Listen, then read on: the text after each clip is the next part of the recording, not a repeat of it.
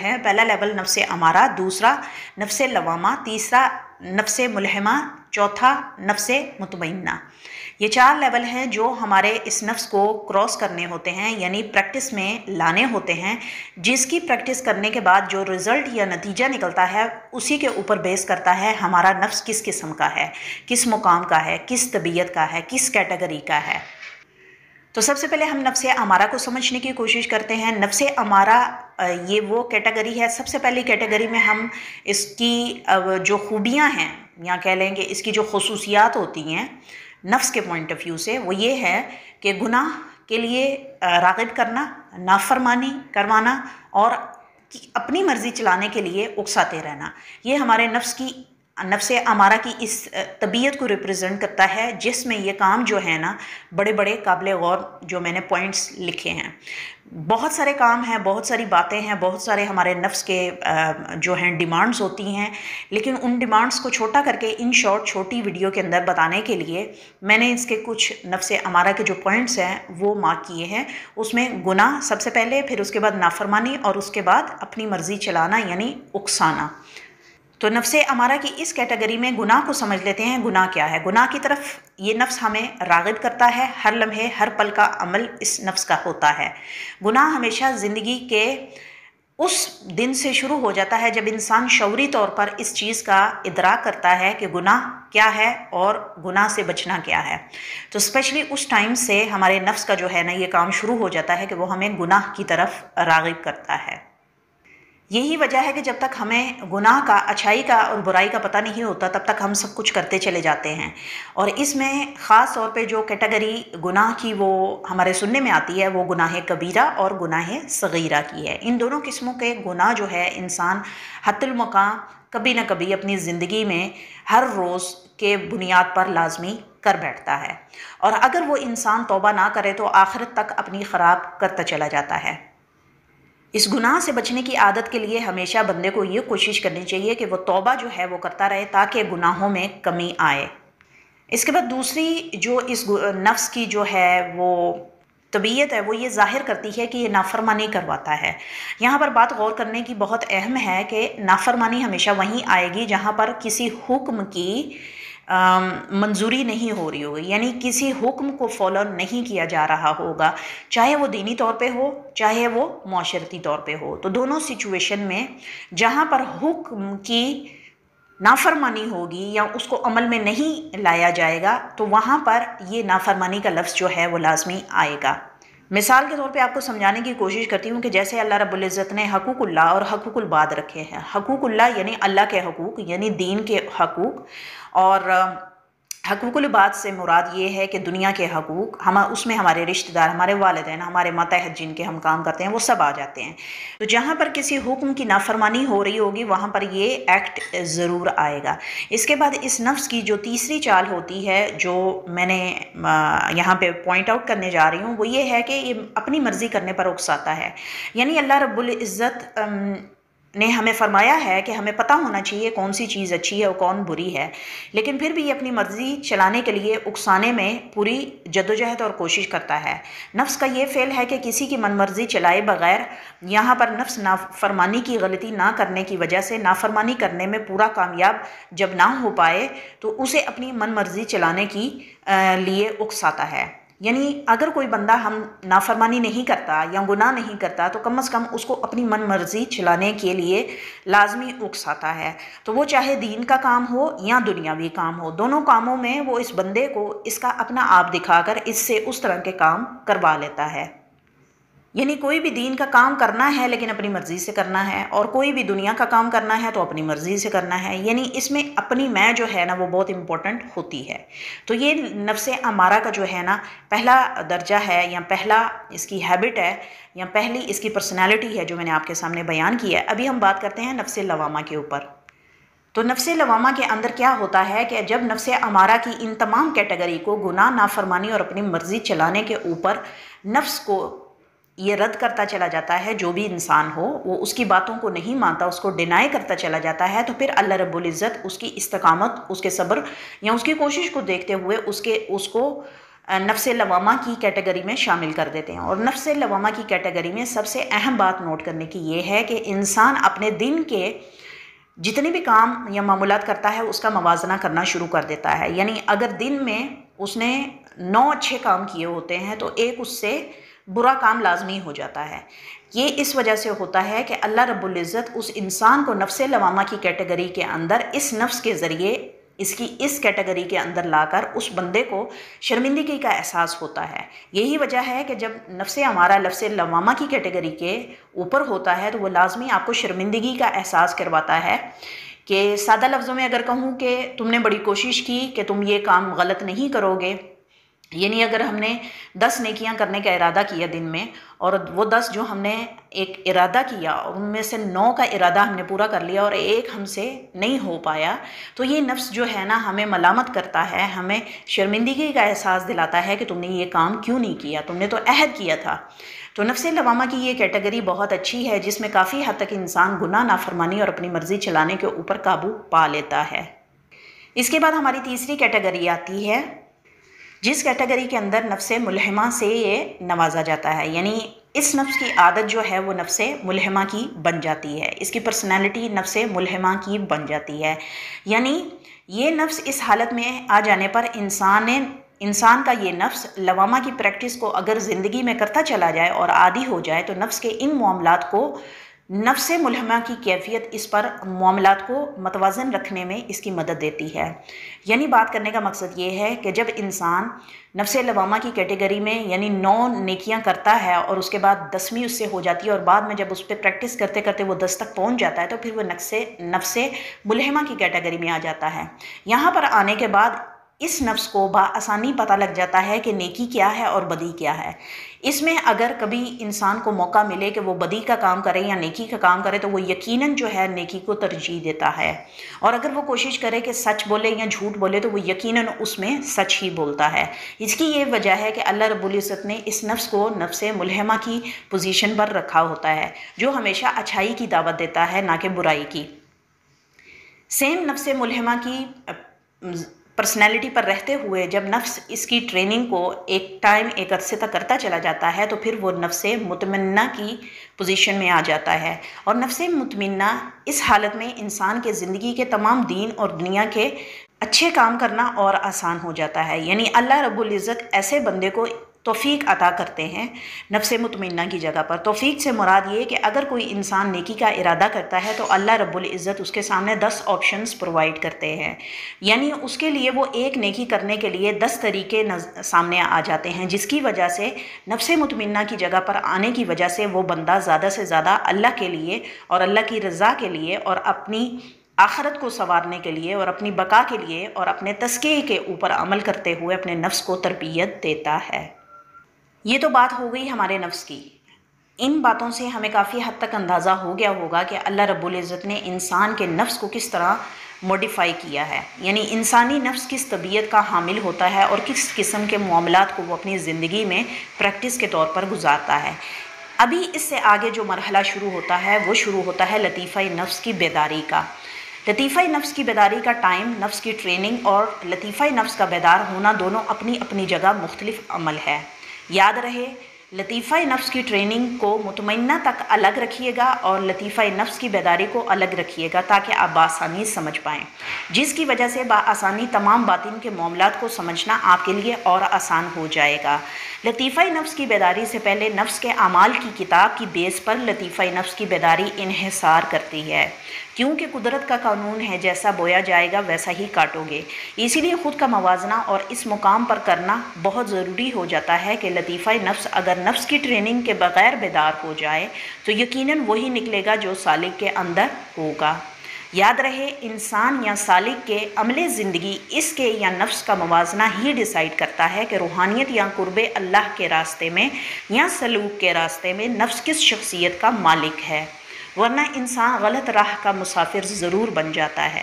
اس لطیفہ نفس کی بیداری پر ہی بہت بار انسانی وجود شیک ضرور کرتا ہے۔ شیک سے مراد یعنی اس کا نفس ڈاواڈول ضرور ہوتا ہے کہ اب آگے کیا ہوگا۔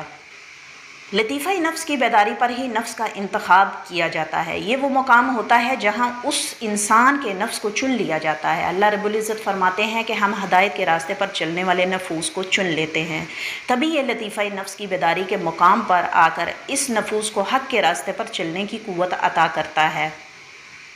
یہ وہ دوسرا موقع ہوتا ہے جہاں اس نفس کے لیے جہاں اسے کچھ خصوصیات سے نوازا جاتا ہے، جس کا مقصد عام نفوس سے روحانیت والے نفس کی تربیت سے کرنا مقصود ہوتا ہے۔ یہی وجہ ہے کہ جہاں اس نفوس کو دو راستے یا کہہ لیں دو آپشن اللہ پرووائڈ کرتا ہے۔ ایک وہ راستہ جہاں پر عالم خلق میں رہتے ہوئے انسان اپنی یا سالک اپنی آخرت کی حصول کے لیے عمل کرے اور اپنے نفس کو جو ہے تربیت دے۔ دوسرا عالم اسفل، یعنی عالم اسفل وہ مقام ہے جہاں پر بد شیاطین جنات مخفی مخلوقات سے رابطے کو بحال کرنا ہوتا ہے۔ یہ سالک یا اس انسان پر منحصر ہے کہ وہ کس راستے کا انتخاب کرتا ہے۔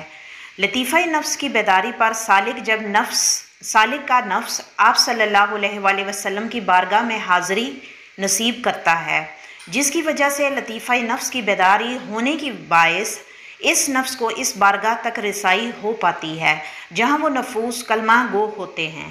ہدایت کے راستے پر ثابت قدمی کو حد ممکنہ نبھانے پر عزم کر لیتا ہے۔ لطیفہ نفس کی بیداری پر ہی نفس کو آزمائش کے ترازو پر تولنے کا مرحلہ شروع ہوتا ہے۔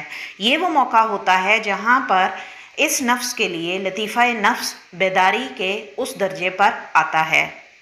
لیکن اگر نفس کا تزکیہ حق اور باطل میں سے حق پر ہوا ہو تو ہی یقیناً اقرار کلمہ نصیب ہوتا ہے، اور اگر باطل پر ہوا ہو تو بارگاہ میں جائے بغیر شیاطین کی سرپرستی پر انحصار کرتا ہے۔ پھر اس موقع پر نور حق کی بجائے باطل کا نور وجود کے نفس میں شامل ہوتا ہے، اگر اس کا لطیفہ نفس کی بیداری پر اس انسان کے نفس کی تربیت ان اصولوں کے مطابق نہ ہوئی ہو جو راہ حق کا مسافر ہوتا ہے۔ تو راہ حق کا مسافر اگر وہ ہو تو راہ حق کے راستے میں قرب اللہ کے لیے سر خم زندگی گزارنے کی وجہ سے اللہ رب العزت لطیفہ نفس کو راضیہ مرضیہ اور کاملہ کا درجہ نوازتا ہے، جہاں پر ایسا نفس سر خم راہ حق میں ساری زندگی تزکیۃ النفس پر انحصار کرتا ہے، راضیہ مرضیہ اور کاملیہ کو انجام دینے کے لیے اس سفر کا آغاز کرتا ہے۔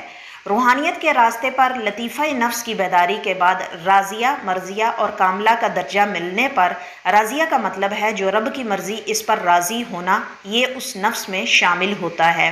مرضیہ کا مطلب جو رب کرے اسے قبول کرنا، اپنی نفی کرنا، یہ اس نفس میں شامل ہوتا ہے۔ کاملہ کا مطلب جو رب کہے اسے کرتے رہنا، یعنی حکم کی تعمیل، دین اسلام، سنت اسلام، حقوق اللہ اور حقوق العباد میں اپنی نفی کرنے کے بعد حکم کی تعمیلی کرتے رہنا، یہ اس نفس کا کام ہوتا ہے۔ اس سے آگے شروع ہوتا ہے روحانیت کے مسافر کا سفر۔ باقی لطائف کی بیداری کا مرحلہ جب لطیفہ نفس راضیہ مرضیہ اور کاملہ کے ترازو پر پرکھ لیا جاتا ہے، یعنی حق کے اس باطنی سفر میں باقی لطائف کو جو عالم امر سے منسوب ہیں، ان کی بیداری کا مرحلہ تب شروع ہوتا ہے جب نفس کاملہ کے مقام پر یا باطن کا دوسرا لطیفہ کوئی اور بیدار نہیں ہوتا اگر باطن میں نفس کاملہ کے مقام پر نہ جا پہنچے۔ باطن میں یہ پہلا لطیفہ ہے جو پہلی نور کی تجلی سے بیدار ہوتا ہے اور کاملہ تک کا سفر پورا کرنے کے بعد تابع ہونے کے سفر کا آغاز کرتا ہے۔ یاد رہے لطیفہ نفس حاصل ہو جانے کے بعد بھی سالک کا طرز زندگی اور عمل زندگی نفس پر موازنہ رکھنا اور تزکیہ کی پریکٹس کو جاری رکھنا بہت ضروری اور اہم ہوتا ہے۔ تو ایک عام انسان جب اپنے آپ کو ٹیلی کرنے کی کوشش کرتا ہے، آبزرو کرنے کی کوشش کرتا ہے، تو اس کو پتہ ہوتا ہے کہ اس کے ساتھ ایک جسم ہے، اس کو اللہ تعالیٰ نے ایک جسم عطا کیا ہے، ایک روح عطا کی ہے اور ایک نفس عطا کیا اور ایک قلب۔ دل کے فیصلوں کو عقل پر فوقیت دینا اور دماغ کے فیصلوں کو دل پر فوقیت دینا، یہ انسان کا عمل زندگی ہوتا ہے۔ ضمیر زندہ ہوتا ہے اور ضمیر مردہ ہوتا ہے، یہ انسان کی روح کی کیٹیگری ہوتی ہے۔ اس کے بعد انسان کے نفس کی کیٹیگری ہوتی ہے کہ اپنے فائدے کی پرواہ کرنا یا اپنے نقصان کی پرواہ کرنا۔ تو ان 4 بیسز کے اوپر ایک عام انسان جو ہے اپنی زندگی گزارتا چلا جاتا ہے، اور اس کو to the point basic knowledge صرف یہی ہوتا ہے کہ انسان کے وجود کے اندر صرف قلب ہے، روح ہے، نفس ہے اور اس کا دماغ ہے، اور اللہ رب العزت نے اس کو یہ جسم دیا ہے جس سے اس نے اپنی زندگی کے سارے دن گزارنے ہیں، اور ایک وقت آنا ہے اور اس نے چلے جانا ہے۔ اس کے بعد تھوڑا سا جب سپیریئر لیول کے اوپر جب انسان جاتا ہے، پریکٹیکل لائف کے اندر ہوتا ہے، اپنے زندگی کے اندر ایک مقام کو حاصل کر لیتا ہے، تو تب اس کو سمجھ آنا شروع ہو جاتی ہے کہ فیصلے اچھے بھی ہوتے ہیں، فیصلے برے بھی ہوتے ہیں۔ اس کا جب کسی انسان کی حق تلفی ہو رہی ہو تو اس کا انسان ضمیر زندہ بھی ہوتا ہے، اور اس کا اس انسان کا ضمیر مردہ بھی ہوتا ہے۔ کس ٹائم پہ کون سی سچویشن ہوتی ہے، اچھی فیلنگ ہوتی ہے، بری فیلنگ ہوتی ہے۔ تو یہ ساری کیٹیگری کے اندر انسان جو ہے اپنی زندگی کو گزارنے کی کوشش کرتا ہے۔ پھر اس میں انسان اپنے سے چھوٹوں کے ساتھ محبت، نرمی، شفقت، اس طرح کے سلوک جو ہے وہ لازمی کرتا ہے، اور اپنے بڑوں کی اور اپنے ملنے ملانے والوں کی اور اپنے آپ کو ایک اچھے طریقے سے ریپرزینٹ کرتا ہے دوسروں کے آگے، تاکہ اس کے اندر، اس کے کردار کے اندر، اس کی پرسنالٹی کے اندر اس کو کافی حد تک اس چیز کا اندازہ ہو جاتا ہے کہ میرے لیے اچھا کیا ہے، میرے لیے برا کیا ہے، کسی کو کیا پسند آ سکتا ہے، کسی کو کیا پسند نہیں آ سکتا۔ تو ان بیسس کے اوپر انسان اپنی زندگی گزارتا ہے۔ اوورآل اگر دیکھا جائے تو ہر انسان کو بیسک نالج اپنی ذات کے اوپر لازمی ہوتا ہے۔ بیسک نالج سے مراد یہ کہ اس کو پتہ ہوتا ہے کہ اس کا دل کب اچھا محسوس کر رہا ہے، اس کو پتہ ہوتا ہے کہ اس کے ضمیر کی آواز کیا ہے، اور اس کو پتہ ہوتا ہے کہ اس کا نفس کس چیز کی چاہت کر رہا ہے۔ یہ ایک بیسک نالج ہے جو انسان اپنی زندگی میں استعمال کرتے ہوئے بآسانی اپنی زندگی کو گزارتا چلا جاتا ہے۔ لیکن جب بات آتی ہے روحانیت کی، اور جب بات آتی ہے اللہ کے قرب کی، جب بات آتی ہے اللہ سے محبت کی، تو تب انسان جو ہے بڑا کنفیوز ہوتا ہے۔ تو میں نے اپنی چینل کے اوپر بہت ساری ایسی ویڈیوز بنائی ہیں، اور میرے چینل کے اوپر پریکٹیکلی میرے اپنے ایکسپیرینس کے مطابق میں نے بہت سادہ الفاظ میں اس چیز کو فائنڈ آؤٹ کرنے کی کوشش کی ہے کہ انسان کا باطن کیا ہے۔ ایٹ لیسٹ بیسک نالج ہونے کے ساتھ ہمیں کافی حد تک سمجھ آ جاتی ہے، جس کا لب لباب ہمیں پتہ لگ جاتا ہے کہ انسان کے باطن کے اندر آخر اللہ نے رکھا کیا ہے۔ کیوں اللہ بار بار کہتا ہے تم اپنے نفس کو پہچانو؟ اگر تم نے اپنے نفس کو پہچانا، تم نے مجھے پہچانا۔ کیوں اللہ تعالیٰ فرماتے ہیں کہ تمہارا دل جو ہے وہ میری 2 انگلیوں کے درمیان میں جب چاہوں پھیر دوں؟ یعنی یہ اللہ کے ہاتھ میں ہے کہ انسان کو ہدایت دے یا نہ دے، اور یہ اللہ کے اختیار میں ہے کہ انسان کے نفس کے اوپر اس کا غلبہ کس حد تک ہو سکتا ہے۔ تو ان ساری باتوں پر جتنی بھی ڈیٹیل میں بات کی جائے ختم نہیں ہوگی، تو ٹو دی پوائنٹ ہم اپنی بات کی طرف آتے ہیں۔ جیسا کہ میں نے آپ سب کو بولا کہ آج ہم بات کریں گے قلب کے اوپر، تو لطیفہ قلب کو ہم ڈسکس کرنے جا رہے ہیں۔ لطیفہ قلب کی کچھ خصوصیات ہیں، کچھ درجات ہیں جن کو ڈسکس کرنا بڑا ضروری ہے، تاکہ ایک بیسک نالج جو ہے وہ تھرو آؤٹ دس چینل آپ سب کو جو ہے نا وہ آسانی سے مل پائے۔ ویسے تو اس موضوع کے اوپر بہت ساری ڈھیر ویڈیو موجود ہیں، اور بہت ساری فقراء کی رائے جو ہیں وہ اپنے اصطلاح کے اندر اور اپنی رائے رکھتی ہیں، اور جن کا اپنا ایک وجود ہے، اور ان کی باتیں جو ہیں کافی حد تک اوتھینٹیکیٹ بھی مانی جاتی ہیں۔ لیکن میرے اپنے نظریے، میرے اپنے ایکسپیرینس، میری اپنی سوچ کے مطابق میں نے باطن کو کتنا سمجھا، کس حد تک سمجھا، اس کو اپنی لفظوں میں آپ کے سامنے بیان کرنے کی کوشش کروں گی۔ تو جیسا کہ آپ سب جانتے ہیں کہ انسان کے باطن کے اندر اللہ رب العزت نے 7 لطائف رکھے ہیں۔ نفس کے مقام پر اللہ تعالیٰ نے لطیفہ نفس رکھا ہے، دل کے مقام پر اللہ تعالیٰ نے لطیفہ قلب رکھا ہے، اور قلب سے آگے اللہ رب العزت نے پھر اسی طرح سری، خفی، اخفا، روح اور لطیفہ یانا رکھا ہے۔ تو اگر دیکھا جائے تو اللہ رب العزت نے ایک بیسک نالج جو ہے وہ انسان کو ہماری جتنی بھی معتبر ہستیاں ہیں ان کے ذریعے ہم تک پہنچا ہے، اور اس چیز کا اندازہ انسان کو تب ہوتا ہے جب پریکٹیکلی وہ اس چیز کو فیس کرتا ہے یا اس کو محسوس کرتا ہے۔ دیکھیں، روحانیت میرے حساب سے اگر ان شارٹ میں آپ کو بتاؤں تو روحانیت صرف یہ ہے کہ یہ ایک کیفیت کا نام ہے۔ روحانیت نظر نہیں آتی، روحانیت محسوس ہوتی ہے۔ تو اس کو آپ اس طرح سے لیں کہ روحانیت محسوس ہوتی ہے، جس طرح انسان کی دل کی کیفیت، جب کوئی دل کسی محبت میں گرفتار ہوتا ہے تو وہ کیفیت بیان نہیں کی جا سکتی، لیکن وہ کیفیت محسوس ہوتی ہیں۔ محسوس ہونے کے بعد انسان اس کے اوپر ایکٹ کرتا ہے یا اس کے اوپر عمل درآمد کرتا ہے۔ سیم اسی طرح باطن ہے۔ تو جب انسان کے باطن کے اندر انسان کی روح کو جب روحانیت محسوس ہونا شروع ہو جاتی ہے یا نور ملنا شروع ہو جاتا ہے، تب اس کی کیفیات کا جو ہے نا اس کو اندازہ ہونا شروع ہو جاتا ہے کہ کس لطیفہ کے اوپر کون سی کیفیات وارد ہوتی ہیں اور کس قسم کے حالات اس کے اوپر سرزد ہوتے ہیں، تو وہ بآسانی اس کو سمجھ آنا شروع ہو جاتا ہے۔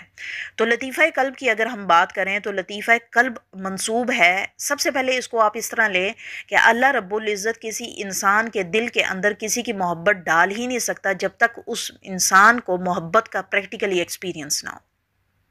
یعنی بات کرنے کا مقصد یہ ہے کہ اللہ رب العزت کی محبت ہمیں تب پتہ لگتی ہے جب انسان کے دل کے اندر کسی دنیاوی شخصیت کی محبت جائے اور اس کے بعد اس دل کو اس محبت کا نہ ملنے کی وجہ سے جو ٹوٹنے کا احساس ہوتا ہے، تب جا کے انسان کو پتہ لگتا ہے کہ محبت بیسیکلی چیز کیا ہے۔ تو محبت آپ کو سیکھنا سکھاتی ہے، محبت آپ کو سنورنا سکھاتی ہے، محبت آپ کو بننا سکھاتی ہے، محبت آپ کو انسان بناتی ہے۔ محبت وہ جذبہ ہے جو کہ روحانیت میں یا کسی بھی مقام میں دنیاوی کیٹیگری میں بھی اگر دیکھا جائے تو محبت وہ جذبہ ہے جو انسان کو انسان بناتی ہے۔ تو یہاں سے آپ کو کافی حد تک اندازہ ہوا ہوگا کہ محبت کا ایلیمنٹ کتنا امپورٹنٹ اور اہم ہے۔ جب انسان کے وجود کے اندر محبت کا ایک قطرہ جاتا ہے، ایک احساس جاتا ہے، تو اس انسان کو بآسانی سمجھ آتا ہے کہ محبت کا مطلب کیا ہے، اور محبت کے اندر پھر انسان کو آہستہ آہستہ جیسے جیسے اس محبت میں ڈیپ جاتا چلا جاتا ہے تو اس کو احساس ہوتا ہے کہ اس کے اوپر کس قسم کی کیفیات وارد ہوتی ہیں۔ سیم اسی طرح باطن میں ہے۔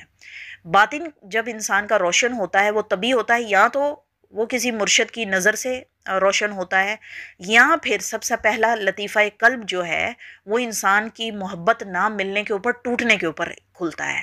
یعنی جب انسان دنیا کی محبت میں بالکل مایوس ہو کے بالکل ٹوٹ جاتا ہے، تب اللہ رب العزت اس کو اس چیز کا احساس دلاتے ہیں کہ محبت یہ نہیں جس کے پیچھے تو بھاگ رہا تھا۔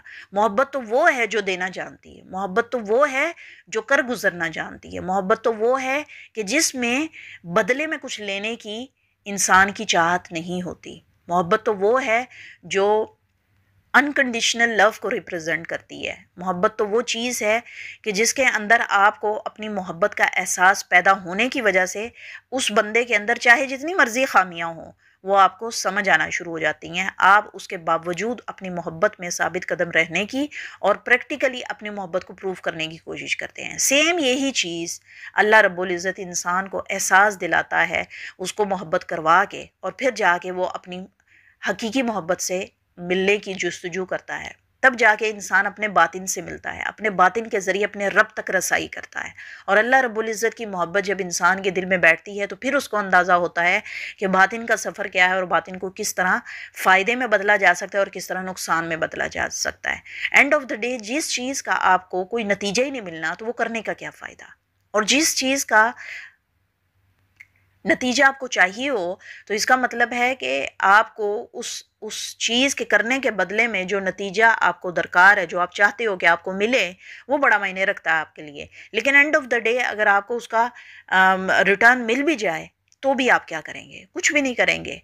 تو محبت تو ایک جگہ پہ دیکھی جائے تو محبت ایک ولولہ بھی ہے، محبت ایک جوش بھی ہے، محبت ایک قربانی بھی ہے، محبت میں صرف دینا ہے، محبت میں بنا کچھ حاصل کیے ہارنا بھی لکھا ہے۔ تو یہ ساری چیزیں جب انسان کو سمجھ آنا شروع ہو جاتی ہیں تب اس کو پتہ لگتا ہے کہ دل کی کیفیات کیا ہیں۔ تو انسان کے قلب کی کیفیات بھی اسی طرح ہوتی ہیں۔ جس طرح اللہ رب العزت نے انسان کے جسم کے ساتھ وہ 5 حواس رکھے ہیں، جیسے آنکھ، ناک، کان، منہ اور ہماری محسوسات، اسی طرح اللہ رب العزت نے ہماری روح کے ساتھ یہ 5 حواس رکھے ہیں۔ ان کو میں سادہ الفاظ میں آپ کو سمجھانے کی کوشش کر رہی ہوں کہ یہ 5 وہ دروازے ہیں، یا کہہ لیں کہ یہ 5 وہ کھڑکیاں ہیں جس کے ذریعے روح کو تقویت ملتی ہے۔ یعنی جس طرح ہمارے دل کے اندر کسی کی محبت پیدا ہوتی ہے تو ہمارے جسم کو فائدہ ملتا ہے، اسی طرح جب ہمارے قلب کے اندر کوئی چیز جاتی ہے، محبت کا چنگاری اٹھتی ہے، تو تب ہمارے روح کو کیفیت ملتی ہے، ہمارے روح کو تقویت ملتی ہے، پھر ہمارے باقی لطائف کو ملتی ہے۔ تو قلب کو منسوب ہم کریں گے، اگر میں ان شارٹ آپ کو 5 کیٹیگری میں اگر بیان کرنے کی کوشش کروں تو قلب جہاں پہ آئے گا وہاں پہ ذکر، یاد، محبت، صبر اور شکر، یہ بہت اہم نقطے ہیں۔ جب انسان اپنے قلب کے اندر کسی بھی قسم کی کیفیت کو محسوس کرتا ہے تو یقیناً وہ اپنی زبان سے اس کا اظہار کرے گا، اور اگر وہ زبان سے اظہار نہ کر سکے یعنی ذکر نہ کر سکے تو وہ اس کی یاد میں ضرور گم ہوگا، اور اگر اس کو یاد بھی نہ کر سکے تو یقیناً اس کی محبت میں گرفتار ضرور ہوگا، اور جب محبت نہ ملنے کی اس کو فیلنگ آئے تو یقیناً وہ اس کے اوپر صبر ضرور کرے گا۔ تو ہمارا قلب جب بیدار ہوتا ہے، اللہ رب العزت جب انسان کے دل کے اندر محبت ڈالتے ہیں، تب جا کے یہ قلب کو محسوس ہونا شروع ہوتا ہے کہ قلب کی کیفیات کیا ہوتی ہیں۔ پہلے درجے پر جب انسان اپنی محبت کے تمام تقاضوں کو پورا کرنے کی کوشش کرتا ہے، اس کا ذکر کرتا ہے، اس کی یاد کرتا ہے، اس کی محبت میں گم رہتا ہے، اپنی محبت کے اوپر صبر کرتا ہے، تو تب جا کے پھر انسان کو اپنے قلب کا پہلا درجہ نصیب ہوتا ہے۔ وہ پہلا درجہ کیا ہے؟ روحانیت کے اندر قلب کے 3 درجے ہیں: قلب منیب، قلب شہید اور قلب سلیم۔ یہ 3 درجے ہیں کہ اللہ رب العزت جب انسان کے باطن کو کھولنے کی کوشش کرتا ہے، انسان کے باطن میں جب نور کی منتقلی کرتا ہے بإذن اللہ، اور جب انسان کے اندر جس چیز کی محبت ہوتی ہے اس کا نور جب شامل ہوتا ہے تو پہلے درجے پر وہ قلب منیب بنتا ہے، دوسرے درجے پر وہ قلب شہید بنتا ہے، تیسرے درجے پر وہ قلب جو ہے مستفید ہوتا ہے قلب سلیم کے ٹائٹل سے۔ اب یہ قلب منیب، قلب شہید اور قلب سلیم کیا ہے؟ سب سے پہلے قلب منیب جو ہے، یعنی اللہ رب العزت کسی انسان کو ہدایت دیتا ہے تو اس کے دل کو پھیر دیتا ہے۔ یہ بات نوٹ کرنے کی بہت اہم ہے کہ جب اللہ تعالیٰ کسی کو ہدایت دیتا ہے، اللہ کی محبت جب اس کو پتہ ہوتی ہے کہ ایک بندے کے اندر اللہ کی محبت ہے تو وہ اس کو ہدایت دیتا ہے، اور ہدایت جب دیتا ہے تو اس کے دل کو پھیر دیتا ہے۔ اس کے دل پھرنے سے کیا ہوتا ہے؟ اس کا قلب پھرنے سے کیا ہوتا ہے؟ پھر وہ انسان برائی سے اچھائی کی طرف راغب ہوتا ہے، باطل سے حق کی طرف سفر کا آغاز کرتا ہے، اور یہ وہ پہلا مقام ہوتا ہے لطیفہ قلب کا جب اس کے قلب میں پہلے نور کی منتقلی ہوتی ہے رب کے اذن سے۔ اس مقام پر سالک اگر پہنچ جاتا ہے تو وہ راہ حق کی تلاش میں سفر کرنا شروع کر دیتا ہے۔ یہ ہے وہ پہلا درجہ قلب منیب کا جو روحانیت کے راستے پر قلب کو نصیب ہوتا ہے۔ تو قلب منیب کا مطلب جو ہے وہ ہے حق کی طرف پھیرنے والا، یعنی اللہ رب العزت فرماتے ہیں قرآن پاک میں کہ تمہارا قلب میرے 2 انگلیوں کے درمیان میں جب چاہوں اس کو پھیر دوں۔ تو اللہ تعالیٰ سے دعا یہ کرنی چاہیے کہ اللہ رب العزت ہمیں وہ قلب عطا کرے جو اچھی بات کی طرف پھرے اور اس کے بعد دوبارہ پھر نہ لوٹے برائی کی طرف۔ اس کے بعد دوسرا درجہ قلب شہید ہے۔ قلب شہید کسے کہتے ہیں؟ یعنی جب اللہ کا دیا ہوا نور اس انسان کے باطن میں قلب کے مقام پر آ کر سفر کا آغاز کرنا شروع کر دیتا ہے، تب روحانیت کے اس سفر میں قلب شہید کی یہ کیفیت اس پر وارد ہوتی ہے، جہاں پر وہ ہر وقت اللہ کے ذکر کو قلب میں محسوس کرتا ہے۔ یعنی یہ وہ موقع ہوتا ہے جب نور انسان کے قلب کے اندر داخل ہوتا ہے، پھر اس کے بعد اللہ کے اذن سے اس قلب کے اندر ذکر جاری ہوتا ہے جو کہ سالک کو محسوس ہوتا ہے۔ اس مقام پر آنے کے بعد ہی سالک میں ذکر جاری ہوتا ہے۔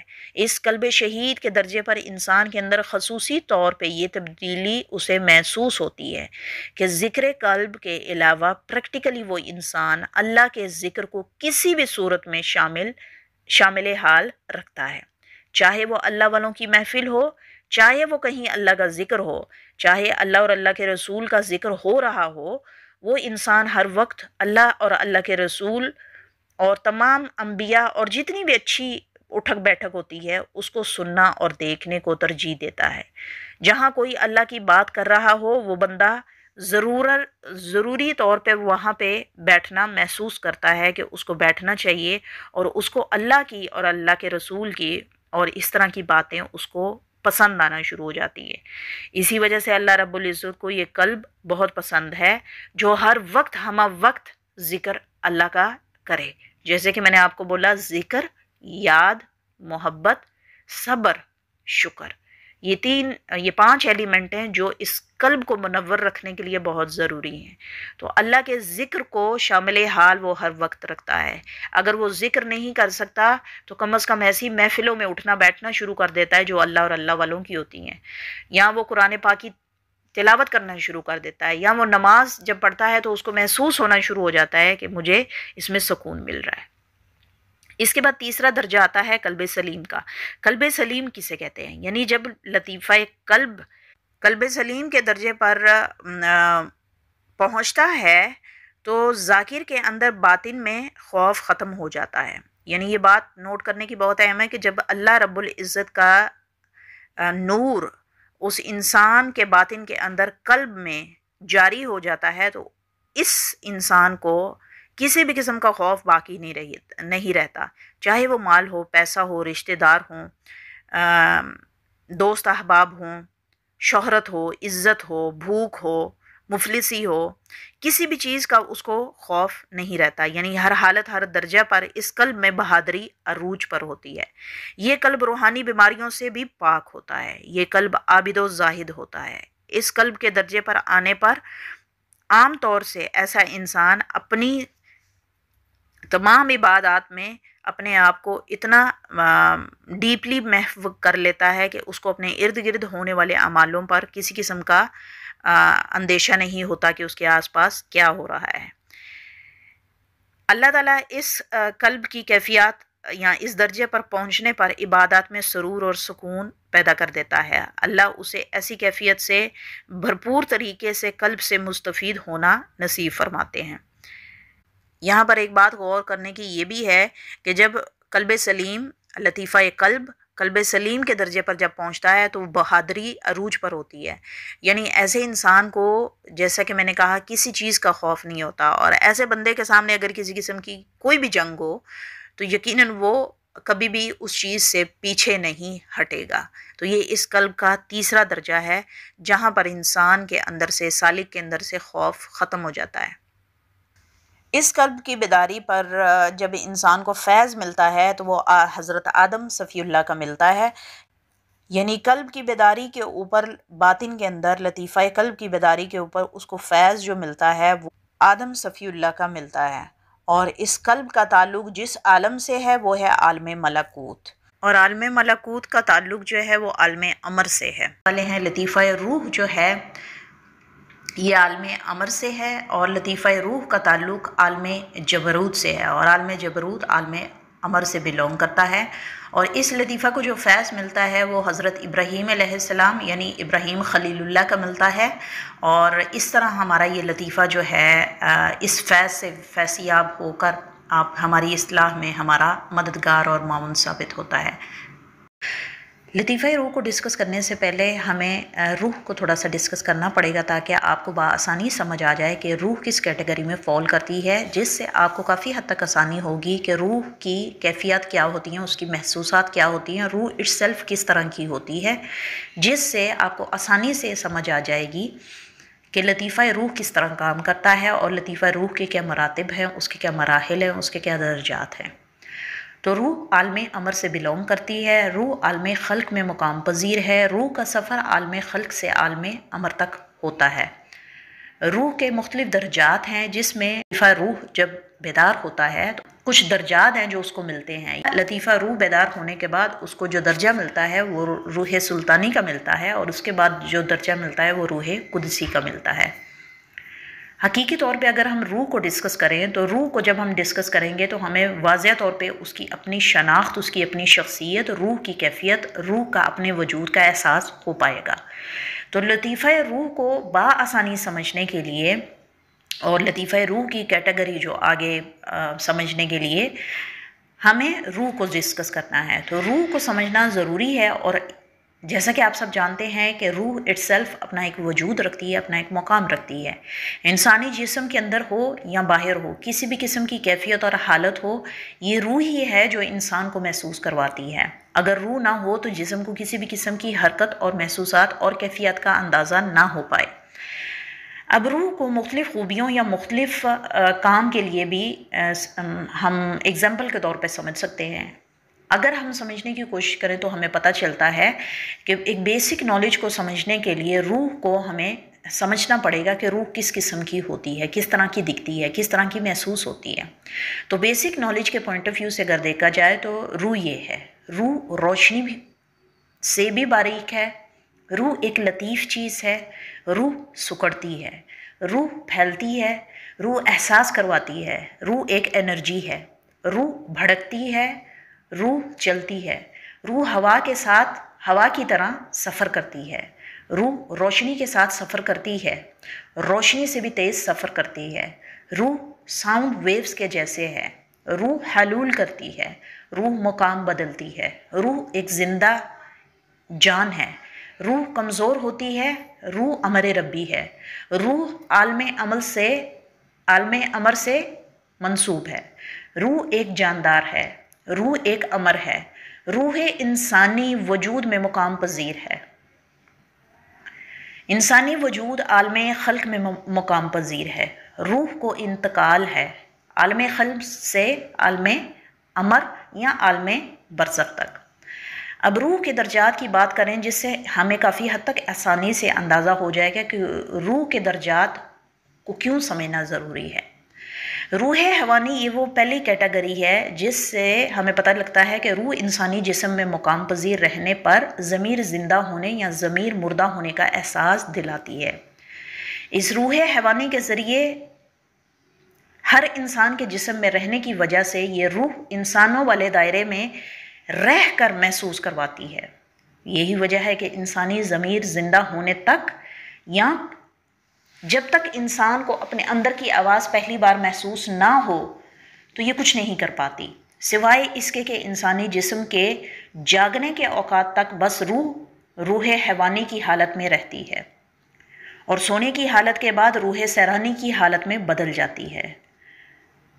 روح سیرانی کے نام سے بھی جانی جاتی ہے، جبکہ روح حیوانی جسم میں موجود رہ کر انسان کو خوابوں کی حالتوں سے واقفیت کرواتی ہے۔ اس سے اندازہ ہوتا ہے کہ روح ایک مقام سے دوسرے مقام تک جانے کی قابلیت رکھتی ہے۔ اب لطیفہ روح کو اگر ہم ڈسکس کریں تو ہمیں پتہ چلتا ہے لطیفہ روح کے تعلق کو اگر ایسے سمجھا جائے تو اندازہ ہوگا کہ یہ لطیفہ روح وہ ایک دروازہ ہے جہاں سے ہوتے ہوئے روح اپنے درجات کو عبور کرتی ہے۔ روح سلطانی کا درجہ حاصل ہونے کے بعد یہی روح انسان کے جسم کے اندر اپنا مقام حاصل کرتی ہے اور اپنی بادشاہیت کو واپس حاصل کر لیتی ہے۔ اس مقام کو حاصل ہونے سے پہلے سالک کو یا کسی انسان کو اپنے وجود میں روح کے ہونے کا احساس کبھی کبھی شعوری طور سے ہوتا ہے، لیکن لطیفہ روح کی بیداری پر روح سلطانی کے درجے کو پا لینے کے بعد اپنا کھویا ہوا مقام واپس حاصل کر لیتی ہے، جس کی وجہ سے مختلف عالم تک کا سفر کراتی ہے۔ تو اپنے ساتھ وہ لے کر جو بھی لوٹتی ہے اسے غلبہ بنائے رکھنے کے لیے اس انسانی جسم یا سالک کے جسم کے اندر بہت مددگار ثابت ہوتا ہے۔ اس درجہ پر روح کا وجود میں حرکت کرنا، روح کا جسم میں نور سمیٹنا، روح کا جسم سے نکلنا، روح کا جسم میں واپس آنا، ایک عالم سے دوسرے عالم تک جانا بہت آسانی سے اور سہل طریقے سے ممکن ہو پاتا ہے۔ اس سے اگلے درجے میں روح کو اور ترقی ملتی ہے، اس میں روح قدسی سے نوازی جاتی ہے، جہاں پر یہ قرب ذات قرب اللہ میں رہنے جانے اور آنے جانے کے قابل ہو جاتی ہے۔ اس درجہ میں بہت بار اللہ رب العزت کی طرف سے ایسے رازوں کو حاصل کر پاتی ہے جو اس روح کو بقا اور فلاح کے لیے مستفید ہونے میں مددگار ثابت ہوتے ہیں۔ روح کا اگلا درجہ فلاح ہے اور اس سے اگلا درجہ بقا ہے۔ قرآن پاک میں فلاح پانے والوں کا ذکر ملتا ہے جو کہ روح کے لیے ہے، اسی طرح بقا کا ذکر ملتا ہے جو کہ روح کے لیے ہے۔ فلاح اور بقا کے مقام یا درجوں کو حاصل کرنے کے لیے ایسی روح کو عالم برزخ کے مناظر کے ذریعے آگاہی ہوتی ہے، جس سے سالک اسے اپنی فلاح اور بقا کے قابل بنا سکتا ہے۔ اسی طرح ہم کہہ سکتے ہیں کہ یہ روح کے تمام مراحل ہیں جو لطیفہ روح سے جڑے ہوئے ہیں، اور لطیفہ روح سے جڑے ہوئے ان درجوں کو روح کی فلاح اور بقا کے لیے کوشش کرنا ضروری ہے، تاکہ آپ اور میں اس عالم خلق میں رہتے ہوئے عالم امر تک رسائی حاصل کرنے کے بعد اپنی خود کی اصلاح، روح کی فلاح اور بقا پر کام کر پائیں۔ تو لطیفہ سری تیسرے مقام پر آتا ہے اور اس کو لطیفہ سر اور لطیفہ سری کے نام سے جانا جاتا ہے۔ باطنی لطائف کا یہ تیسرا لطیفہ ہے۔ اس پر ہم بات کرتے ہیں کہ اس کا تعلق کس عالم سے ہے۔ تو لطیفہ سری کا تعلق عالم لاہوت سے ہے اور عالم لاہوت کا تعلق عالم امر سے ہے۔ اس لطیفہ کو باطنی فیض حضرت موسیٰ علیہ السلام کا ہے، जिन्हें हम मूसा कलीमुल्लाह के नाम से भी जानते हैं। सिफ़त लतीफ़ा कलाम में आपकी जो है काफ़ी हद तक बेहतरी आती है, आपको बात करने में आसानी होती है। अल्लाह रब्बुल इज़्ज़त आपके इस लतीफ़ा की बेदारी की वजह से आपके ऊपर इतनी खुसूसियात और आपके कलाम के अंदर इतना तासुर पैदा कर देते हैं जो आने वाले वक्तों में आपके लिए काफ़ी मददगार साबित होता है। इस लतीफ़ा की बेदारी पर अल्हाम के ज़रिए हालात को मालूम करना और बासानी समझ पाना और आसान हो जाता है। हमारे बातिन में तीसरा अहम लतीफ़ा जो हमारी ज़ाती रूह को लतीफ़ बनाने और रूहानी सैर में मदद का हामिल होता है। इस लतीफ़ा की बेदारी पर इंसानी हवास में जिस हिस्स पर तरक्की होती है वो है कलाम। इस लतीफ़ा की बेदारी पर अमूमी तौर से सालिक को गोयाए कल्बी यानी नसीब होती है, यानी इंसान में वो काबिलियत पैदा होती है जिसमें दिल के साथ साथ रूह के साथ साथ इंसान को गोयाई यानी उसके बातचीत में भी काबिलियत अता होती है। हक कलाम करना, हक बात करना, सच्चे झूठे की पहचान हो पाना बहुत आसान हो जाता है। इस लतीफ़ा की बेदारी से इंसानी हिस्सों के साथ साथ सालिक ज़ाहिरी इबादत के अलावा कुरान और सुन्नत के मानी को समझने लग जाता है। इस लतीफ़ा की बेदारी से सालिक में क़ुव्वत कलाम को आला मुकाम नसीब होता है। इस लतीफ़ा की बेदारी से सालिक में कलाम इलाही को समझना और बयान कर पाना और आगे आसान लफ्ज़ों में पहुंचा पाना और आसान हो जाता है। यानी इस लतीफ़ा की बेदारी से इस इंसान के बात करने का अंदाज़ ऐसा होता है कि इंसान ज़ाहिरी तौर पे भी इस तब्दीली को अपने अंदर महसूस करता है कि वो किसी से बात करे तो ऑटोमेटिकली उसके अंदर ये क़ुव्वत पैदा हो जाती है कि उसने किस मौका पर कौन सी बात करनी है। इस लतीफ़ा की बेदारी से ऐसा बंदा अपने कौलो फ़ेल का पक्का ज़रूर होता है। मैंने अपनी पुरानी वीडियो के अंदर भी ये बात बताई थी। तो इस लतीफ़ा की बेदारी से इल्हाम में दर्जा बदर्जा कामयाबियों के मनाजिल तय कर पाता है। यानी जब सालिक को किसी भी किस्म का इल्हाम होता है तो वो उसको समझ पाने की काबिलियत जो है काफ़ी हद तक रखता है कि उस इल्हाम का मतलब क्या बनता है। खुसूसी तौर पर इस लतीफ़ा की बेदारी के ऊपर ही आप पर इल्हाम का इदराक और ज़्यादा होना शुरू हो जाता है। लतीफ़ा सिर्री की बेदारी से इंसान की ज़ुबान में तासीर पैदा हो जाती है, यानी उस इंसान की बात में, उस इंसान के कलाम में, उस इंसान की गोयाई में तासीर पैदा हो जाती है। इस लतीफ़ा के बेदार होने के बाद बातें असर करने लगती हैं। मेरी पुरानी वीडियो में मैंने इसके ऊपर ऑलरेडी टोटली ब्रीफिंग के साथ जो है ना डेली बेसिस के ऊपर दुनियावी मामलात को किस तरह हम डील करते हैं, जब हमारे बातिन के ऊपर हम काम करना शुरू करते हैं तो किस हद तक कहाँ कहाँ कौन सा लतीफ़ा जो है बासानी हमारे लिए मददगार साबित होता है, उस वीडियो का मैं लिंक लगा दूँगी, वो भी आप देख लीजिएगा। इसके अलावा इस लतीफ़ा की बेदारी पर ला का मतलब समझ आने लगता है। जैसा कि आप सब जानते हैं कि लतीफ़ा सिर्री लाहूत के मकाम से मुंसलिक है और लाहूत हमारे आलम अमर से बिलोंग करता है। तो ला के मतलब की समझ आना शुरू हो जाती है। ज़ाकिर को ज़िक्र के साथ साथ तमाम फ़राइज़, इबादात, कुरान और सुन्नत के अंदर छुपे इल्म के ख़जाने समझ आने लगते हैं। ये वो लतीफ़ा है जो कल्ब के करीब होने से कल्बी खुसूसियात को भी इल्हाम इल्काह से समझने की काबिलियत रखता है। इस लतीफ़ा की बेदारी पर बातिन के तमाम पैगामात को बाआसानी इदराक कर पाता है और समझ पाता है।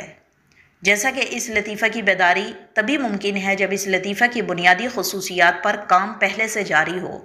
अमल ज़िंदगी हर कदम इंसान अगले दर्जे की शनाख्त का सबब है। इसीलिए गोयाई में महारत के लिए इस ख़जाने को अपनाने के लिए कलाम में मतवाज़न कलामी को तरजीह अव्वल होना ज़रूरी है। कहते हैं कि इंसान की ज़ाती ज़िंदगी के तमाम अमाल और किरदार इसकी ज़ुबान से मंसूब हैं। ज़ुबान बताती है कि इंसान अपनी सिफ़ात में किस दर्जे और किस राह का मुसाफिर है। इंसान की ज़ुबान उसे वो मुकाम दिलाने की काबिलियत रखती है जो ज़ुबान से निकले हुए अल्फाज वाज़िया करते हैं। अल्फाजों का चुनाव और अल्फाजों को अच्छे टाइम पर सही मुकाम पर यूज़ करना, ये इस लतीफ़ा की खसूसियत होती है कि जब ये लतीफ़ा बेदार होता है तो ये इस किस्म के इम्पैक्ट इंसान के बातिन के अंदर शामिल करता है जिससे कि उसको अपने डेली बेसिस की ज़िंदगी गुजारने के साथ साथ सही बात और सही सुनना और सही ही आगे बयान करना उसका अमल ज़िंदगी बन जाता है। जब ये लतीफ़ा बेदार होता है तो ला के आलम में ला के राज़ों का इदराक कर पाता है। अगर तू है तो क्यों है, अगर तू नहीं तो क्यों नहीं, अगर तू हो तो क्या हो, अगर ना हो तो क्या हो, अगर ला है तो तू नहीं, اور اگر تو نہیں تو لا ہے، اگر تو بولے تو لا نہیں اور لا بولے تو تو نہیں۔ ضروری نہیں کہ جب تو بولے تو تو موجود ہو، اور اگر نہ بولے تو ضروری نہیں کہ تو موجود نہ ہو۔ اس لطیفہ کی بیداری میں مکمل دسترس حاصل کرنے کے لیے ذکر قرآن، عبادات، نماز اور کلام اپنی زبان سے، یعنی ذکر باللسان اپنی زبان سے ادائیگی کرنا ضروری ہوتا ہے، تاکہ اس لطیفہ کی بیداری میں زبان کے اوپر پڑنے والے جتنے بھی تاثرات اور جتنا بھی فیض اور جتنا بھی اللہ کا نور ہے اس میں اتنی قابلیت پیدا ہو جائے تاکہ آپ کی زبان اس کو جذب کرنے کی قابلیت رکھے، اور کوشش کریں کہ آپ اپنی گویائی، اپنی کلام، اپنی اسپیکنگ ایبیلٹی کو اچھے جگہ پر اور صحیح جگہ پر صحیح لفظوں کا چناؤ کر کے استعمال کریں، اور احتیاط کریں کہ لطیفہ سری کی بیداری کے اوپر بولنے، کہنے اور کلام کرنے میں غلط بات کو شامل حال نہ رکھا جائے تاکہ نور کے تاثیر کو ضائع نہ کیا جائے۔ تو یہ ایک اہم امپورٹنٹ نقطہ ہے کہ جب انسان کا یہ لطیفہ بیدار ہوتا ہے، یہ اس پہ ڈیپینڈ کرتا ہے کہ وہ کس چیز کو آگے لے کے چلتا ہے۔ اگر نور اللہ کا ہوگا تو یقیناً اس کے کلام میں اثر اور تاثیر پیدا ہوگی، اور اگر نور اللہ کا نہیں ہوگا تو یقیناً اس کی زبان سے شر ہی نکلے گا۔ تو یہ ایک سمپل سی لاجک ہے، سمپل سی ایک نقطہ ہے جس کو اگر سمجھ لیا جائے تو انسان کو سمجھ آ جاتا ہے کہ آپ کے باطن پر کس نور کا غلبہ ہے اور کہاں سے آپ کو فیض مل رہا ہے، اور کس طرح آپ اس فیض سے مستفید ہوتے ہوئے اپنے آپ کو کریکٹ کرتے چلے جا رہے ہیں۔ جیسا کہ آپ سب جانتے ہیں کہ باطنی لطائف کے اندر لطیفہ خفی کا چوتھا نمبر آتا ہے۔ لطیفہ خفی جیسے کہ نام سے آپ کو ہلکا سا اشارہ ہو رہا ہوگا کہ اس کا مطلب ہے چھپا ہوا، بہت ہی گہرائی کا حامل اور بہت ہی پر لطیف طبیعت اور مزاجن اس کی اپنی خاص پہچان کا حامل ہے۔ لطائف کی طرح عالم امر سے منسوب ہے اور اس کا باطن میں بھی خاص مقام ہے۔ اس لطیفہ کو فیض حضرت عیسیٰ علیہ السلام سے ہے اور جنہیں آپ عیسیٰ روح اللہ کے نام سے بھی جانتے ہیں۔ اس لطیفہ کی بیداری پر بہت سی کیفیات اور احساسات آپ کو محسوس ہوتی ہیں۔ تو پہلی حالت میں یہ لطیفہ جب بیدار ہوتا ہے تو کس قسم کی پوشیدہ اور مخفی رازوں کو اپنے ساتھ لے کر ابھرتا ہے، اس پر ہم بات کرنے والے ہیں۔ پہلی حالت میں یہ لطیفہ اس نور کی تجلی سے بیدار ہوتا ہے اور بیداری کے اوپر بہت سارے راز اور بہت سارے چھپے ہوئے معاملات، اس میں آپ کے باطن کے معاملات بھی ہو سکتے ہیں، اس میں باقی لوگوں کے جو ارد گرد کے آپ کے لوگ ہیں ان سے ریلیٹڈ بھی معاملات ہو سکتے ہیں۔ یعنی اس لطیفہ کی بیداری کے اوپر جو مین امپیکٹ پڑتا ہے وہ چھپی ہوئی چیزوں کا ظاہر ہو جانا یا خفیہ چیزوں کا آپ کے سامنے آ جانا جو پہلے موجود ہوتی ہیں لیکن ظاہراً ہمیں اس چیز کا احساس نہیں ہوتا۔ تو اس لطیفہ کی بیداری کے اوپر ایک خاص قسم کی تبدیلی جو آپ محسوس کرتے ہیں کہ آپ کا باطن آپ کے اندر موجود ہے لیکن وہ آپ کو ظاہری طور پہ تبھی اس چیز کا احساس ہوتا ہے جب کوئی چیز یا کوئی پردہ وہاں سے اٹھے تو کوئی چیز آپ کے سامنے آئے۔ تو اس لطیفہ کی بیداری اور اس لطیفہ کی خصوصیت یہی ہے کہ چھپی ہوئی چیزوں کو، جو معاملات چھپے ہوتے ہیں، پردے کے اندر ہوتے ہیں، ان کو کھول کے آپ کے سامنے ظاہر کر دیتا ہے۔ تو کسی بھی چیز کا، چھپے ہوئی چیز کا آپ کے سامنے ظاہر ہونا جو پہلے اپنا وجود اور مقام رکھتی ہے لیکن ظاہراً آپ اس کو محسوس نہیں کر پاتے، دیکھ نہیں پاتے یا سمجھ نہیں پاتے، تو پھر آپ کے لیے کافی اچنبھے والی بات ہوتی ہے کہ یہ کیا چیز ہو رہی ہے۔ تو لطیفہ خفی جب بھی بیدار ہوتا ہے تو اس قسم کے معاملات آپ کے سامنے آتے ہیں جو بظاہراً چھپے ہوتے ہیں لیکن بعد میں ایک دم آپ کے سامنے اپیئر ہو جاتے ہیں۔ تو یہ ایک اسٹرانگ انڈیکیشن ہوتی ہے جس سے آپ کو اندازہ ہوتا ہے کہ میرا یہ لطیفہ خفی جو ہے یہ بیدار ہوا ہے، اور یہ سالک کے لیے خوش قسمتی اور نصیب کی بات ہوتی ہے کہ اللہ تعالیٰ اس کو اس لطیفہ کی بیداری کا تحفہ عطا کرتے ہیں۔ اس کے ساتھ ساتھ جب یہ لطیفہ بیدار ہوتا ہے تو اللہ رب العزت اس انسان کو ایک خاص قسم کا علم کو سمجھنے کا طریقہ جو ہے وہ عطا کرتے ہیں، جس کو تصوف کی زبان میں اگر آپ نے سنا ہو تو علم لدنی کہا جاتا ہے۔ لیکن چونکہ میں اپنی ویڈیو کے اندر سادہ الفاظ میں اور آسان الفاظ میں آپ کو واضح کرنے کی کوشش کروں گی کہ علم لدنی یا علم لدن کیا ہوتا ہے۔ علم لدن بیسیکلی وہ چیز ہے کہ اللہ تعالیٰ اس لطیفہ کی بیداری کے ساتھ انسان کے اوپر علم کے خزانے کو عطا کرتا ہے، علم کے خزانے کو اوپن کرتا ہے، علم کے خزانے کو ظاہر کرتا ہے۔ ابھی علم کیا ہے किसी भी चीज़ का दुनियावी इल्म हो या किसी भी चीज़ का बातिनी इल्म हो या आपके अंदर के बातिन का इल्म हो, उसके ऊपर आपको अल्लाह रब्बुल इज़्ज़त इल्म के ख़जाने जो है वो आपको नवाजता है। यानी आप कह सकते हैं कि कोई आम इंसान जो अपने बातिन से इतनी शनासाई नहीं रखता, तो वो इस चीज़ पे बहुत मुश्किल से यकीन करेगा कि बातिन भी उसका मौजूद है। इसकी मिसाल मैं यहाँ पे इस तरह देना चाहूँगी कि जब किसी चीज़ का आपको इल्म होता है या उसको होते हुए आप देखते हैं, तो आपके लिए आसानी हो जाती है उस चीज़ को या उस इल्म के वजह से उस किए हुए अमल को अपनी ज़ात के अंदर अपनाने के लिए, क्योंकि आपने वो चीज़ होते हुए देखी होती है। लेकिन अल्लाह रब्बुल इज़्ज़त इस लतीफ़ा की बेदारी के ऊपर ख़ास तौर से उस बंदे के ऊपर फजल और अपना करम करते हैं कि इस लतीफ़ा की बेदारी की वजह से उस इंसान को कुछ चीज़ें जो उसने नहीं भी देखी होती उनका तरीक़ाकार भी अल्लाह रब्बुल इज़्ज़त करते हैं। फिर ऐसे इंसान की इस लतीफ़ा की बेदारी के ऊपर इल्म का जो है दरवाज़ा वो खुल जाता है। यानी ज़िंदगी के तमाम मामलात जितने भी हों, किसी भी किस्म की मुश्किलात हों, किसी भी किस्म की परेशानियां हों, अगर वो बंदा राह हक़ का मुसाफिर है तो अल्लाह रब्बुल इज़्ज़त कदम ब कदम उस इंसान के लिए रहनुमाई और इल्म जो है उसको अता करते हैं। तो ये बेसिकली इस लतीफ़ा की बेदारी के ऊपर जो इस इंसान को इल्म का दर्जा या इल्म का ख़जाना जो अता होता है, उसकी वजह से सालिक के लिए और आसान हो जाता है कि वो अपने बातनी मामलात को या अल्लाह रब्बुल इज़्ज़त की बनाई करदा जितनी भी इस दुनिया और कायनात के अंदर चीज़ें हैं उनकी बारे में नॉलेज जो है उसको मिलना शुरू हो जाता है। यही वजह है कि शुरू में इंसान जिन बातों का इदराक नहीं कर पाता, नहीं समझ पाता, लेकिन जब इस लतीफ़ा की बेदारी होती है या ये लतीफ़ा जब खुलता है तो ख़ुद इस इंसान को जो इल्म, ख़बर, पैगाम मौसूल होते हैं, इन पर सालिक का यकीन का दरवाज़ा खुलने लगता है।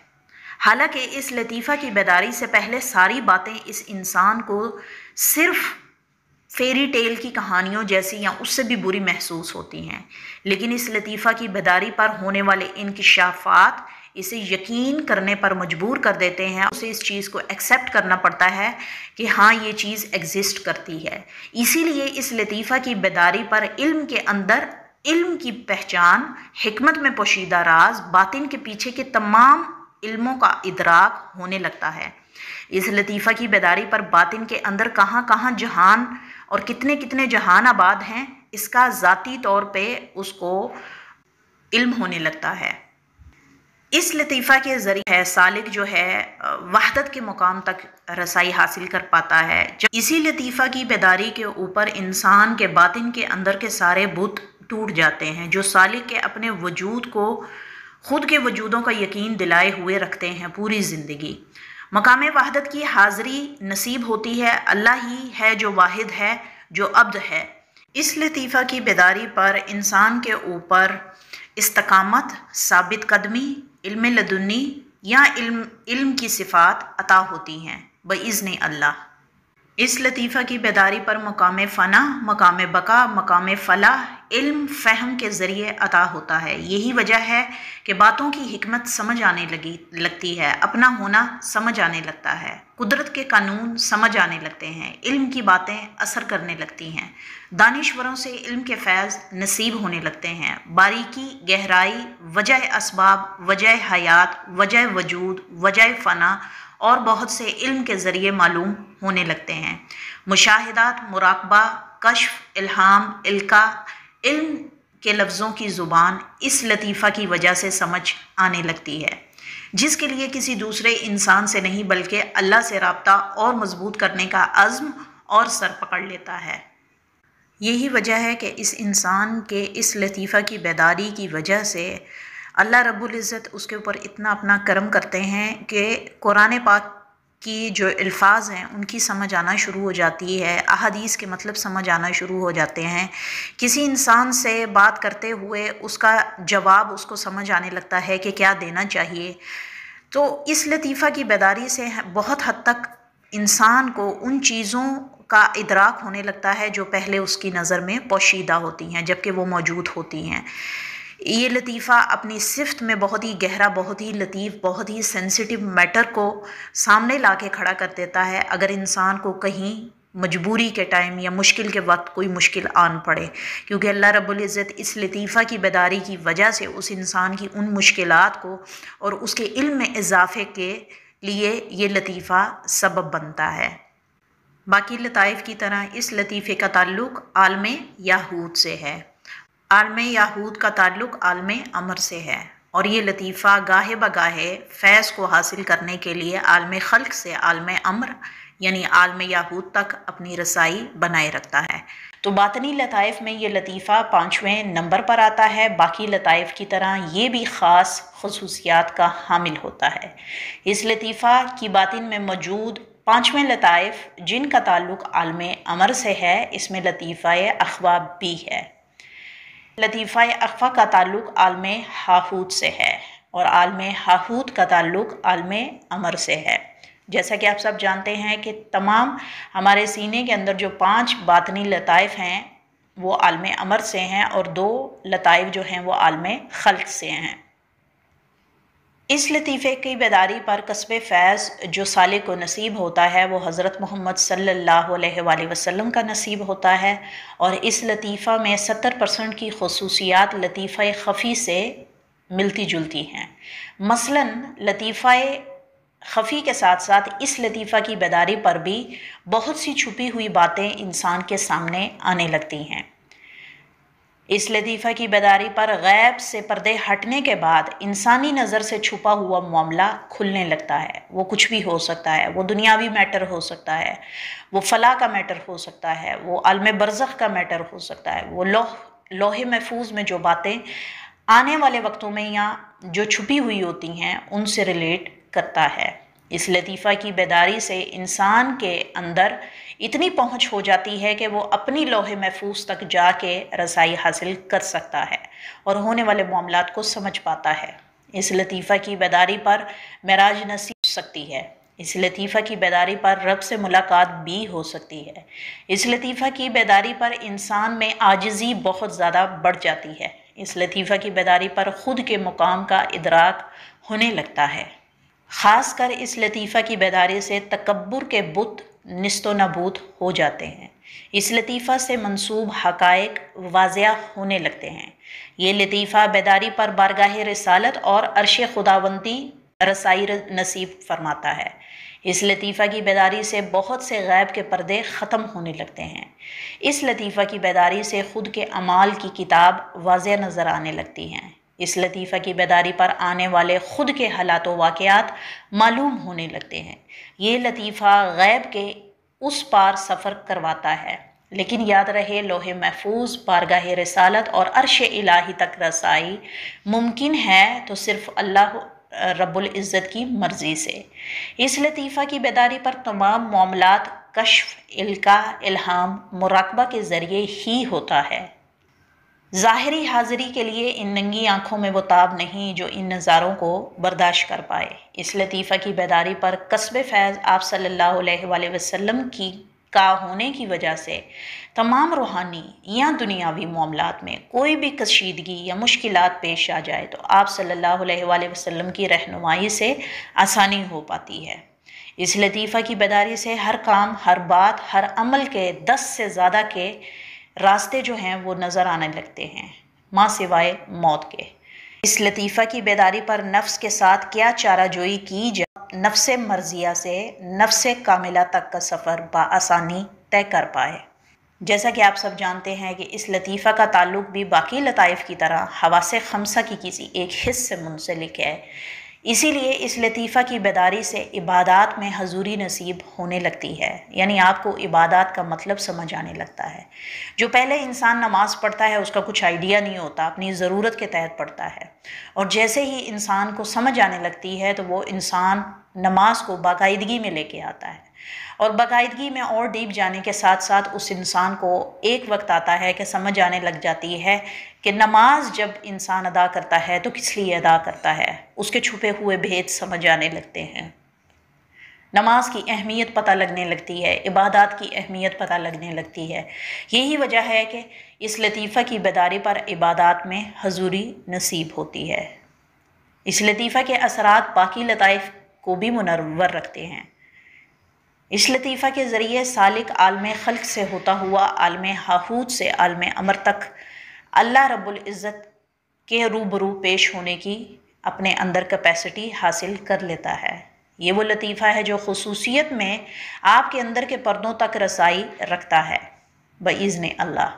اس لطیفہ کے ذریعے ذاکر میں ذکر جمالی کی کیفیات حاصل ہوتی ہیں۔ ذکر جمالی سے مراد یہ کہ بعض اوقات جب سالک ذکر کرتا ہے یا اس کے تمام لطائف جب ذکر کرتے ہیں تو اس کے اندر بہت ساری کیفیات جو ہے وہ پیدا ہوتی ہیں۔ ان کیفیات کا اثر اس کے جسم کے اوپر یا اس کے ذہن کے اوپر ہوتا ہے۔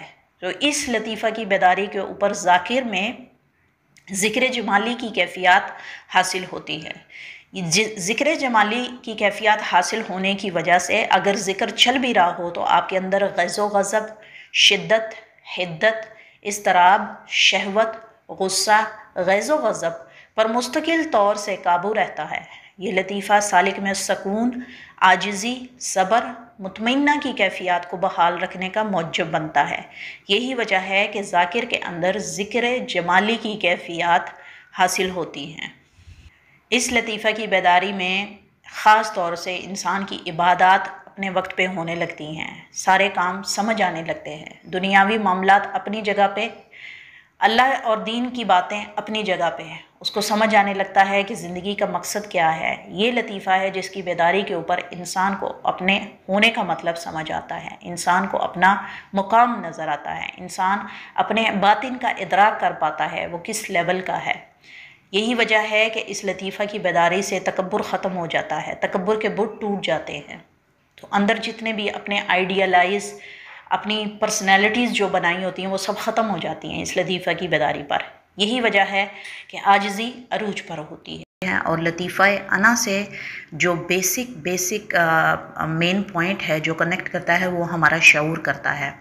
شعوری طور پر بیداری ہونا لطیفہ انا کی وجہ سے ہوتی ہے۔ شعوری طور پہ تمام معاملات کو انڈرسٹینڈ کرنا یہ لطیفہ انا کی وجہ سے ہوتا ہے۔ غیر شعوری طور پہ جتنے بھی معاملات جو باطن کے لیے اتنے ورتھ فل نہیں ہوتے تو ان کی ڈیلیٹنگ کا پروسیس جو ہوتا ہے وہ ہمارے لاشعور سے لطیفہ انا کی بیداری کے اوپر ہوتا ہے۔ تو یہ اس فنکشن کو سمجھنا بہت ہی ضروری ہے، اس کے بغیر آپ انڈرسٹینڈ نہیں کر پائیں گے کہ لطیفہ انا کس طرح پرفارم کرتا ہے۔ تو روحانیت کے سفر پر چلنے والا بندہ جب روحانیت کے راستے پر چلتا ہے تو لطیفہ انا کی بیداری کے اوپر کچھ قسم کی کیفیات اس کے اوپر وارد ہوتی ہیں۔ یاد رکھیے گا لطیفہ انا کا تعلق لامکان تک آپ کو لے کے جاتا ہے۔ لامکان وہ مقام ہے جہاں تک آپ کی رسائی آپ کی اپنی مرضی سے نہیں ہو سکتی۔ یہ ایک برین کی جو مشین ہے اللہ تعالیٰ نے ہمیں نوازی ہے اس کے ذریعے ہو سکتی ہے، اور ان تمام معاملات اور باریکیوں کو سمجھنے کے لیے لطیفہ انا کافی حد تک مددگار ثابت ہوتا ہے۔ دونوں بھووں کے درمیان کا یہ حصہ اللہ رب العزت سے لنکڈ ہے، اسی لیے لطیفہ انا بھی اسی مقام سے لنکڈ ہے۔ لطیفہ انا کا تعلق لامکان تک رابطے کا ذریعہ بنتا ہے اگر کوئی غور کرے تو۔ جس طرح روحانی سفر لطیفہ نفس کے ذریعے کرنے سے پہلے نفس کا تابع ہونا ضروری ہے، اسی طرح لطیفہ انا کی بیداری کے وقت دماغ سے جڑی سوچوں خیالوں کا پاک ہونا بھی ضروری ہے۔ روحانیت کے راستے کو کامیاب بنانے کے لیے نفس اور انسانی دماغ میں گندگی سے پاک ہونا بہت ہی اہمیت کا حامل ہے۔ ان دو لطائف میں اگر مضبوطی نہیں ہوگی تو یقیناً روحانیت کے راستے پر چلنے والا مسافر مخفی حرکات و سکنات کے علم کا ادراک نہ ہو پانے کی وجہ سے انسانی وجود میں کیا مخفی معاملات پیش آتے رہتے ہیں ان کی وجہ سے ان وجوہات سے بالکل واقف نہیں ہوتا۔ یہی وجہ ہے کہ جب بھی کوئی انسان وظائف یا عملیات کرتا ہے وہ ان معاملات میں پوری معلومات ہونے کی وجہ سے نفس کے ہاتھوں جسمانی اور ذہنی نقصانات ضرور اٹھاتا ہے اور سارا کیا دھرا عمل پر ڈال دیتا ہے۔ پھر پڑھنے والا، وظائف کرنے والا چاہے کوئی بھی ہو، نفس کا پورا کنٹرول دماغ پر ہونے کی وجہ سے ان عمل یا وظائف کو کرنے والا بندہ سمجھ نہیں پاتا کہ یہ کس قسم کے معاملات میرے دماغ کے اندر ابھر رہے ہیں۔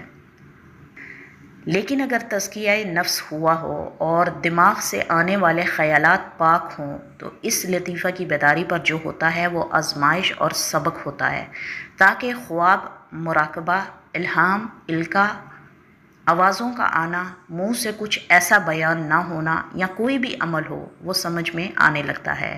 لطیفہ انام اس معاملے میں کافی حد تک مددگار ثابت ہوتا ہے۔ اگر نفس اور دماغ انسان کے خود کے اختیارات میں ہیں یا کہہ لیں کہ اس کی اپنی دسترس میں ہو تو یقیناً اسے پتہ ہوتا ہے کہ روحانی اندرونی معاملات کس کڑی کے پیش نظر ہو رہے ہیں، جس کی وجہ سے روحانیت پر چلنے والا بندہ یا انسان یا سالک اپنے اندر ہونے والے تمام معاملات کو بآسانی اپنے ذہن کی استقامت کے ذریعے سمجھ پاتا ہے۔